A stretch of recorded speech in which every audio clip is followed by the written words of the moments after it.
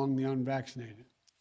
There are still 85 million Americans who are eligible to get vaccinated, who remain unvaccinated, and at real risk.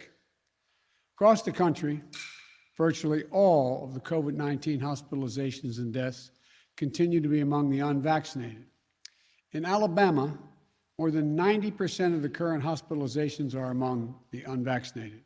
In Texas, 95% of those in hospitals are unvaccinated. Right now, it's worse in states where overall vaccination rates are low.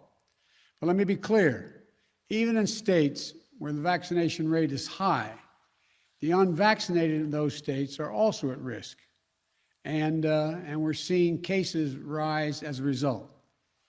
Quite frankly, it's a tragedy. There are people who are dying and who will die who didn't have to. So please, if you haven't gotten vaccinated, do it now. Do it now. It could save your life, and it could save the lives of those you love.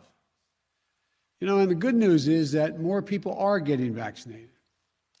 Overall, weekly new vaccinations are up more than 80% from where they were a month ago.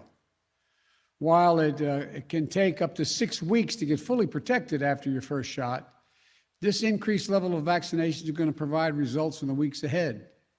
Just remember, we have two key ways of protecting ourselves against COVID-19. One, safe, free, and effective vaccines. And two, masks. Vaccines are the best defense, but masks are extremely helpful as well. And for those who aren't eligible for the vaccine yet, children under the age of 12, masks are the best available protection for them and the adults around them. That's why we need to make sure children are wearing masks in school. Before I talk about the news related to vaccines, let me say a few words about masks and our children.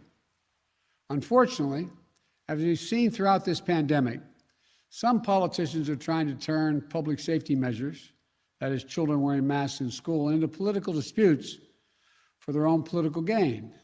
Some are even trying to take power away from local educators by banning masks in school.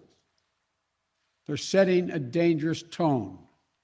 For example, last week at a school board meeting in Tennessee, protesters threatened doctors and nurses who were testifying, making the case for masking children in schools. The intimidation and the threats we're seeing across the country are wrong. They're unacceptable. I've said before,